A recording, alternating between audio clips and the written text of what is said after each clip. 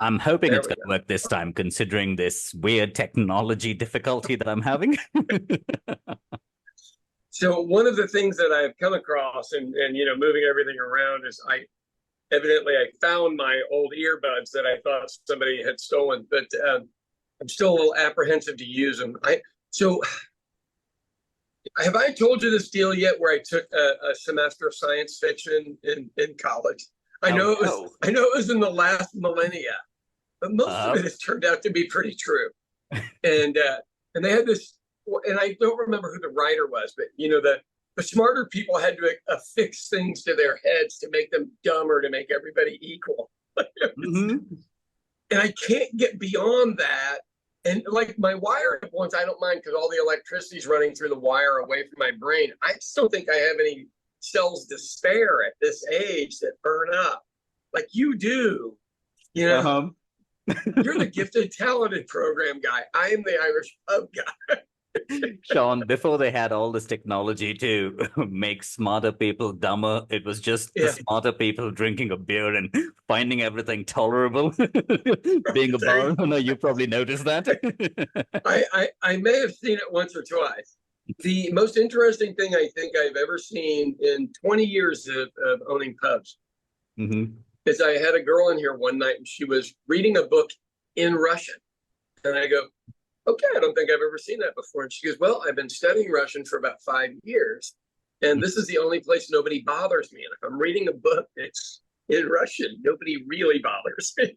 I know. And I think she may have been speaking to me about bothering her. Hmm. Isn't that hilarious? Okay, so I just want to point out I won a chili contest yesterday, which I Oh, don't usually win food contests because I make food that's too weird for most Americans. And okay. I made straight up American chili. My brother-in-law Chuck sent me this recipe. Their family owned a deli for 40 years or so, Mm. and Kathy used to win with this thing all the time. And I was like, well, I'll just do it, just to make her look good because it was a deal named after her. Yeah. So I make it, and I'm like, God dang, this stuff's actually really good. I'm kind of embarrassed to say because it's really normal, right? Just Uh-huh. and then I won, and I was like, wow. So it was Supreme Court justices, regular judges like from the county courthouse, all this other stuff, half of which probably did not want to vote for me, but I literally swept the thing. But not with my stuff. It's my brother-in-law Chuck's deal. I mean, so let's be honest. It wasn't mine. Mine would have been the weird stuff, and I would have been disqualified as usual. So give me an example of the weird stuff that you've done with chili before, because I remember you talking about this years in. Right. Okay, so you think about what you guys would do with, let's say, Kashmiri chilies are too hot. A lot of your chilies are just too hot to make pastes out of. So the Hmm. way Mexicans do it is they'll take Guajillo chilies or chili California, anything along those lines, and mix it with a bitter chili. So instead of putting coffee in there or something else, they use a chili called ancho, Uh-huh. ANCHO, and you roast them and you peel them and you de-seed them and then you cook them in like a broth. So a chicken biryani. You remember how I made chicken biryani? I made the broth and the rice separate and then just mixed them. Oh yeah, And you were yeah. like, that is not the way you're supposed to do it, but it appears to have worked. I know. Just from a chef perspective, I looked and went, well, I mean, they just make a delicious broth that's better than anything I've ever had. They're just throwing that shit on white rice. That's all they're doing. So Hispanics do that. No, I shouldn't say Hispanics. Mexican specifically. This is Mexican cuisine, the real thing. And then what they do is take meat or whatever the vegetable is, and they just literally saute it and soften it down inside this delicious broth that then cooks down into a sauce. And so it's either made with tomatillos, and that makes green chili, tomatillos and poblano chilies. It's a specific, real mild but smoky chili. And Hmm. then you have red chili, not like New Mexico. Yeah. Mexican red chili is pork loin that's been cut into cubes and cooked with this guajillo chili sauce that becomes like a paste, and it is phenomenal. And Oh, so well. I would always make stuff based on those because that is what chili is. Hate to break it to everybody, it's not the stuff you get in Texas, but Mhm. but I lost every time. And so here was my comeback because these are political ones. Mhm. I go, You know why Mexicans don't vote? Because you guys won't even embrace their food at a cookout. My God, this is embarrassing. So, yesterday, there was like 5 legitimate Mexican dishes. Of course, none of them won, and they were fantastic. They were literally fantastic. Like your sister would have loved it, aside from the meat part. Yeah. Sean, your palate, my palate, my sister's palate are all different from everybody else we hang around with. How do you know a restaurant's going to close? If you and I both walk in there and go, man, that was fantastic, they're going to close. Yep. Yeah, but it was a lot of fun. I ran into, I don't know about your listeners, but the ones here in America, in Oklahoma, we have a large indigenous population here. Mm-hmm. And the chief of the Cherokee Nation was there. His name's Hoskins, Chief Hoskins. Nicest guy in the entire world, legitimately worried about his citizens, legitimately worried about non-citizens that living on tribal lands, all this stuff. And they are a huge tribal government worth, God knows how many billions and billions and billions of dollars. Mm-hmm. And they didn't make it off of casinos. They just, ran decent government businesses. So I got to talk to him for a little while yesterday, and he came over and talked to me about Kathy, and then we talked about the stuff at the state school board, which is interesting. Mm-hmm. And I told him, I said, well, I'll be up in your area doing some of the lunch stuff, because they are literally 25% of our states. And people, right. Yeah. And people came in and took their oil, essentially. And I'm interested to see, because of the way the laws have changed on their sovereignty. They haven't changed. The laws haven't changed. We're just abiding by the laws. Let's be honest. Mm-hmm. I think they could go back and back bill anybody that took oil without having a permit or a contract. I mean, it's yours. If somebody stole it, you have the right to go recoup your losses. Mm-hmm. So now anybody that listens to that, I'll have yet another target on my back, except from the indigenous folks. But yeah, so it was real nice to talk to him. The whole thing was pretty neat. Okay, one other crazy thing. Are you ready for this? Mm-hmm. So for those of you who don't know, we live in what's called District 5, and our congressperson in Washington is a lady named Stephanie Bice. Old friend of mine. Politically, we are not aligned whatsoever, but we get along incredibly well and always have. She taught me how to do social media, which I'm sure might be the bane of her existence at this point. Oh yeah, bane of all of our existence, Sean. I speak everybody, but I am pretty good at. I'm the old white guy on TikTok. If you want to look me up, it's not my name. It's Sean Cummings Irish Pub, but I am the old white guy on TikTok. Mm-hmm. So I get a message from her, and it says, "Hey, watch C-SPAN at 11:10," and I just thought it was an advertisement, an advertisement. Uh-huh. And so I texted back and I go, "Hey, have a look at the front page of the Oklahoman today." And it's Stephanie personally writing. And she goes, I know, Sean, I'm doing a deal for Kathy today on the floor of the House of Representatives at 11:10. Tell your family to watch. I was like, okay. And she did. It was really sweet and everything. And I have to be honest with you, there are very few firsts for me in life. That was a first.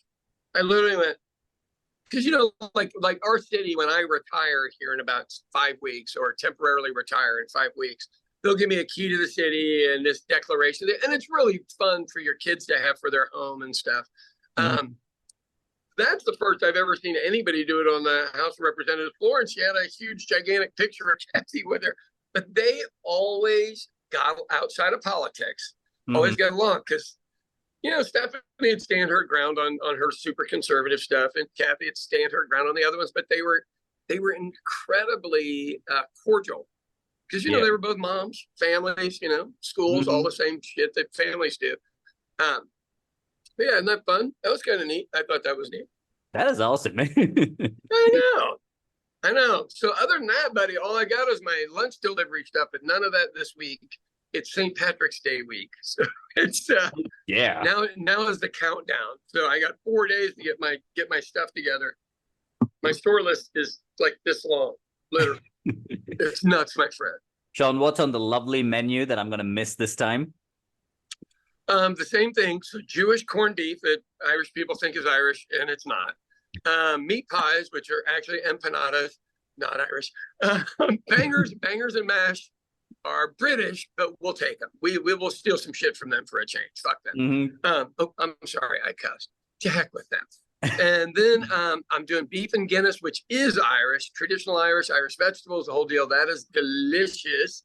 And then I will make an enormous amount of breads. And the reason you do that is the astronomical amount of beer that's drank. You really just want them to have something in their stomach so they don't throw up inside my place. Yeah, that's my goal. It would be what, about 1,500 to 2,000 people that run through them? So yeah, well, and this year may be even bigger. So whether we like it or not, the celebration will go Friday, Saturday, and Sunday. And as much like the Mexicans, we Irish are okay with cultural misappropriation as long as we're making money off of it. Now, if we're not making money, it's not funny anymore. I know we're terrible. You guys got to figure that one out. That's one we got to work on with you guys. Yeah. Just don't take it personal if you're making money, because you're involved. If you're involved in the cultural misappropriation. Dude, I had all this green stuff on my table yesterday and a green stupid hat and the top of the morning shit. So, oh, God. For anybody watching, because this is some funny stuff. Top of the morning. Irish people didn't say that to Irish people. The English landlords said it to the peasants working their farms. And it wasn't a compliment. The funny part is, Sean, that every newscaster keeps saying that, like on St. Patrick's Day in the morning news. I'm like, why do y'all keep doing this and embarrassing everybody? Because nobody Googled it, buddy. They need to do the Googles. They need to do the Googles. And once again, corned beef and cabbage. Jewish merchants in New York were just, it's delicious. But Jewish merchants in New York were trying to find something to feed the Irish that were the street crews and stuff. Because unlike your people, we came over to America as peasants. We've stolen your best. That's why you guys are the biggest earners. But my people didn't start off that way. That's 2 generations down the line. We finally got there, and then we turned on our own people like usual. So what else is a crazy one? So like the Shamrock was the world's weirdest explanation of the Holy Trinity, the Father, the Son, and the Holy Spirit. And literally, supposedly explained that that's how it works, which, seeing as we were an uneducated population, I can see how that might have worked, but now I'm not sure how that pulls off. So in actual Ireland, for those of you celebrating St. Patrick's Day, it is a holy day. It is treated like Easter. Something along those lines. On behalf of the rest of the world, we apologize. What's Easter? Treated this way. But it's the truth. I mean, you go to Ireland and you go to mass and then everybody has like a dinner. And then I'm like, well, are we going drinking? Because I was young back then, still drank. And they're like, no, we're not going drinking. We have a parade, and it was the most what's the word for it? Interestingly not interesting parade, because it was like a religious parade. Which I didn't understand at all. I was deeply bothered the first time. This St. Patrick's Day celebration has made it all the way to India, where I got text messages about St. Patrick's Day parties that were happening this weekend. And the weird part is that a lot of these people haven't seen me in maybe 5 to 6 years. So they text me and they're like, dude, they have green beer. And I'm like, do you not know me? I'm like, stop that. No. These are places I will not be present at. You can just leave me the fuck out of it. So, well, I mean, your place, the locals got to do pretty well over the weekend, because that's the most authentic I've seen. That's the most authentic I've seen. So they deserve to be busy. Please tell them no green beer, please. Please. Just no green beer. Because you know what green beer enables you to do? Urinate darker green. That's all it's for. Just like so Chicago has this deal where they dump a bunch of dye in their river and turn it green. And I know it's a PR campaign. I mean, I get it, and the dyes are probably made from spinach, so it's probably safe. But do you think the fish really like that? I know. I mean, not that there's any fish in the Chicago River with the PCBs and the pollution, but if there were fish, they may not like it, or they were like, So the traditional deal to do if you're Irish is make brown bread, which is very easy to do. Look up any recipe. It's literally half whole wheat, half flour. Your guys' whole wheat is too fine. Yeah. You need something a little more gritty. You know, ours is like granola and bread mixed is what we actually eat for bread. Mm-hmm. It's not that delicious, but everybody thinks it is. Say the guys like here, they used to have those old stores where you take your own wheat and they ground it and gave it to you what you wanted. So like two times, like maybe 2 stages before he runs it again, tell him stop. That is probably what they use for the bread. Right. So and it does need to be that gritty. And if you're afraid of it doing that, soak it in a little water first. That'll make sure that it softens. Mm-hmm. That's what we do. And Guinness, I mean, you know, Guinness is the worldwide export, as well as Irish pubs is our other worldwide export. Oh yeah, Jameson. That's it. Have one shot of Jameson and a Guinness is traditionally what Irish people order when they go into a pub, and that's how you know they're legit. Now, as they grow older, they quit ordering the Jameson with it and just nurse a Guinness for a while. And Guinness is heavy. I mean, you can only have so many of them. But so, yeah, it's going to be interesting this weekend. I'm happy it's on a Sunday because we used to have to close the Italian restaurant to do St. Patrick's Day in there. And we didn't make any more money or anything. It was just to accommodate the masses. Because you've been here. It's nuts. Are you doing the truck in the back, Sean, with the... I'm not allowed to discuss that on camera, sir. Okay. Now, I'm not admitting to have done anything, but we did have, and only people in America will think it's hilarious. We built a portable pub inside of a U-Haul. And if you actually knew people and knew where it was, you could go drink in the portable pub in the back of a U-Haul, which was hilarious until you had to leave, and then you had to walk down the death ramp. I know. So I'm not disclosing whether that's going to exist or not exist, sir. Sean, it just needs to be like a mob conversation where I just tell you, hey, if you're doing that thing that you're planning to do, it'll be really good fun. You know where it'll be. You know where it'll be. Rub the chin a little bit so we all know we communicated. Did you get that thing taken care of? I asked you to take care of? Yeah. Where will it be? It'll be, the same usual place. Oh, I'm assuming with this bizarre amount of publicity I've gotten lately, we will have a lot of people filming here. It's just my life. It's just my life right now. So I know it's going to be fun when you are busy and slammed in the middle of service during St. Patrick's Day and people want to come up and take a picture with you. Right. Remember, Sean, breathe. I know. Well, everybody always wants to have a little bit of notoriety when it's convenient. And what happens is notoriety happens when it's not convenient, and that does not help you. Yeah. But I got to tell you, hey, the school lunch thing is killing it. So I think with what we brought in yesterday, we may very well now be at like 63,000, and that is a ton. I don't know what that would equate to over there money wise, but we can probably get.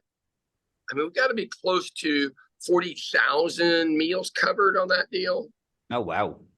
Yeah. I mean, which it's a weird thing. For those of you who don't know what I'm doing, we are paying off school lunch debt here in America. So people go, "Why do kids have to pay at school?" Because we're not French. We like the French, but we don't do what the French do, which is treat children well. Which is why they're not mean to their old people, because they were treated well. It's really not that complicated. But here, even if you're on free lunch at schools, if you're a boy and you're growing, or if you're a girl and you're growing and you want an extra sandwich or something, they put it on your bill like a country club. Except the kids have no idea they've accrued this debt, nor are they old enough to sign on for a debt. But we hold it over their head and screw them over on paperwork that needs to go to colleges. Yep. So we're paying that off. So the kids too ignorant to know they were in trouble don't have to worry about it. It is awesome. You made the front page of so many different publications. Yeah. And I forgot to tell you, I did send that link over to your people over in London. Yeah, but I also sent it to what is that? Late Night with Seth Meyers. Yeah, that would be good coverage for him. Yeah. Yeah, because here's the thing. Oh, go ahead. So the way this will blow up over the next couple of weeks, and I'm just saying because I watch, from a press perspective, I know from a press perspective how this thing's rolling, and you go, I want it to get that kind of coverage so people even know this is what's wrong. Yes, to be honest with you, they don't even know. Exactly. That is the reason why, even though I make you explain it almost every episode, right? The whole reason that a lot of people don't know, like even people who listen in from India, they're like, what are you talking about? Why wouldn't you feed those kids? Yeah, I'm like, dude, don't yell at me. I'm not doing anything. How very British of us to have a debtor's prison for an 8-year-old.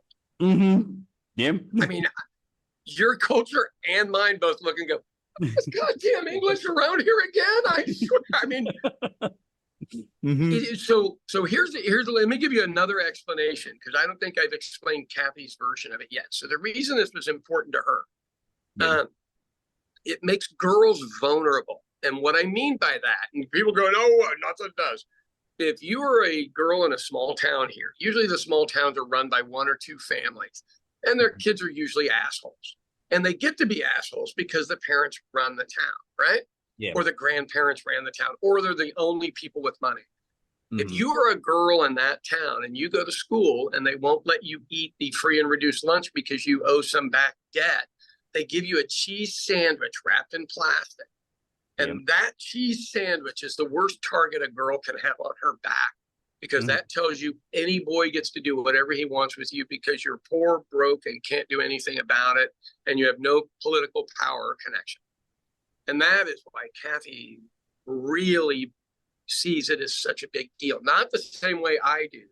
Yeah. She looked at it from a girl's perspective. Look, rich men's daughters, most boys have to be respectful. But if you're dead ass broke, and you maybe have one parent at home, and maybe you got a drug or alcohol problem there, this verifies to everybody that you're open game. Yeah. Not a system designed by women, or they fed the kids. The more you explain it, the more British it sounds. Oh God, yeah. Oh yeah. We can do whatever we want. Who's she gonna talk to? I mean, it is. Without ruining our show by being so depressing. What depressing? Right? You just look at it and go, we got to be better people than this. And so I would argue all government should be half female, so we get both sides. Because guys are just like, well, I mean, we gave you a cheese sandwich. What do you want? And you go, yeah. Did you know that cheese sandwich marks that kid? Yeah. Honestly, it wouldn't have entered my mind. I just wanted to make sure the kid had some food. I was probably trying to do the right thing. And some nefarious person will jump in there and ruin it for everybody. Now, isn't it always? Right. And if they have a British accent, we get to make fun of them even more. So anyway, that thing's turning out to be pretty huge. When we know we really have made it, if it's in one of your newspapers and go, these 2 guys do a podcast here in India, this guy is doing this. Oh yeah. And don't send me a piece of paper I can't understand or read and say it's you, Sean. I will purposely just find some random picture of some white dude in a different language and be like, Sean, here you go. I'm sorry, we all think that you look the same. Well, it's kind of oh my God, do you know who Bob, not Odenkirk, what's his last name? Better Call Saul. Do you know? Oh yeah. Odenkirk.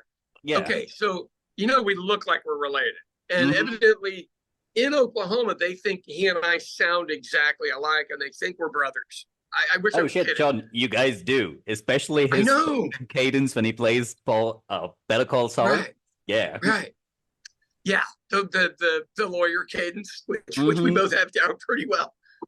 I was like, he's not really big enough for me to move to LA and be his brother. Like Eddie Murphy's brother has made a living in LA being Eddie Murphy's brother. So, hell yeah. But I literally was at some event, and this older, more powerful back in the day Democrat was like, you're our Bob Odenkirk here. And I go, maybe we need to come up with a bigger name, because we all know who he is, but he probably doesn't carry the weight of a Paul Newman or something like that. But he goes, you fight like him, you talk like him. Yeah. That's what I got going. Tell me about a heat wave in India. What does that mean? And why do you not have any water? Oh, got it. Okay, so this city was really poorly planned, okay? Yeah. Especially when we had like a real estate boom in the past decade or so, maybe more. Right? So what they did is they kind of filled in all the lakes, reservoirs, and built fucking skyscraper apartments on them. And so when it fucking storms now, there are flash floods, and when it doesn't rain, it's a fucking drought. And these are problems that have been just stewing and finally spilled over this year, where you're finally out of water and you have a bunch of rules. I saw that there were certain multinational companies who were asking their employees like skip a shower and just spray some perfume and get to work type shit. Can you imagine very French. And very perfume? Jesus, I'd be in trouble. Well, so here in Oklahoma City, we had a drought issue, and so we've stolen water from another poor town that we took all their water, which is weird that they were able to do that. But our issue here is the Native American tribes own a lot of the water reservoir areas, and they're willing to sell. But they're not going to sell you the land; they'll sell you some water. It's brilliant. I mean, so do you guys? I mean, obviously, when you look at a map of the country, 70% of it is arid, like there's no water or pretty close. So has anybody started desalination plants since you're close to the ocean? They should, considering that we technically have like 3 different oceans that we face. I mean, a sea, a bay, and an ocean. So they should do all of that. But here, I think the government stepped in, because now what people have started doing is buying like these water tankers that come and fill up the tank that's in your basement. And that started like skyrocketing, where last week you could get one for like $10, and now it's like $50 a tanker. So the government had to step in and be like, all right, people, it's capped and we're going to take over these operations. Well, I mean, so Sean, I don't want to bring up. To be honest with you, if you watch this podcast, you will see about 6 months ago where I was talking to you and I mumbled something about how I don't know if our monsoon's over or if it ever came and went. Right. Yeah. These are the repercussions of that complaint that I had back then about climate changing. Well, because I remember seeing all the bizarre flooding, but it looked like Houston, Texas, a very poorly placed. They put roads wherever the rivers were. Yeah. They were dry rivers at the time, and you go, yeah, that's there because that's where the water goes naturally. Why are you messing with it? Why are you doing this? Frank Lloyd Wright would build a house over it and let the water go through. So I think the question I would have is from Slumdog Millionaire, which is the only reference any of us had about India until you guys started doing the Go Find an Indian Bride show, which is phenomenal. All right, anyone stop. that hasn't watched it, for the last time, I'm telling you, stop plugging Indian matchmakers. They make the Kardashians look like they're classy with a K. I love the fact that the worst of the worst is being shown, but there are some pretty sweet people on there. There are. Sean, it's like that thing I used to yell at certain people where I'd be like, hey, you're like school in July. And they'll be like, why? I'm like, no class. Oh my God. Dude, that's awesome. But anyway, Slumdog Millionaire, they would bring in the water trucks. And I was looking going, maybe you should move from that area, but if you can't afford to move, what we struggle with here is the poverty in Oklahoma is so bad you can't leave your hometown. Yeah. And you're stuck, no matter how bad it is, you go, yeah, I don't have a car. The car's broken. I don't have money to fix it. We don't have extra food. We can barely cover rent with our government check, and they can't leave. Yep. Or they're unwilling to leave the people in the graveyard that they believe to be their family. See, here it's like a mixture of both, Sean. And like everybody, I think it's a status symbol to live in this city compared to other cities around here. So it's like everybody who kind of gets some money usually moves to Bangalore and sets up life there. Right. So when this city has like a water problem, what the fuck do you do now? Because you've spent all your shit to get here and set up base of operations. Yeah. Where do you go from here? God, that's brutal. Mm-hmm. Yeah, I don't. San Francisco is a city where people are very proud to live until Google went there and ruined the real estate prices. But before that, I mean, it was a distinctly European city in America with European attitudes, everything. Best food I've ever had in America. And they had a 20, then 40-year drought. And then they got the monsoon water, which refilled the reservoir in like 3 days. Yeah. 3 days. And they were like, well, it's full. See, okay, that's maybe the thing. We should. That if the monsoons come, people are going to forget about this and continuing repeating the same old mistakes. Right. And again, bitch and moan when there's no water again. See, but I've left it, Sean, say, I really couldn't give a shit for the sole reason that I do not have children to take care of here. I'm hoping the parents band together and figure out what the fuck they do with this city's water problem, because it really isn't mine. Right. Well, and you know, at this point in my life, I'm 60. I'm in the last quarter. You know, I mean, let's be honest. But that's because people always go, "Why are you interested in all this stuff?" And I go, "Because I'm 60 and I don't care." You know, what are you going to do? Not drink at my pub? I only have 40 seats. Somebody will take the seat. We're fine. Sean, and, one of your sets in a comedy show should be like a parody of Lewis Black, but based on your life experience. I would really want to see that. You remember when we watched him, right, at that place in Oklahoma? He's awesome. Yeah, man, that guy is brilliant. and I'm at that age now. I mean, I'm at that age where you just kind of look around and go, hey, you guys want to fix this stuff? I'll help you out. Otherwise, I don't give a shit. I'm out of here. I'll drive my gasoline car all the way to it's yeah, man, it's fascinating how all that's going to turn. Okay, how are we doing time-wise? Because I got we're good. We're over 30 minutes. Oh, what a fun show. Okay, well, happy St. Patrick's Day to you. Happy St. Patrick's Day to you too. Live is pretty good. I do have a funny story for you, but it's got to be off camera. But it's pretty good. All right. Okay, I'm going to stop this. Okay, then I'll tell you a funny story.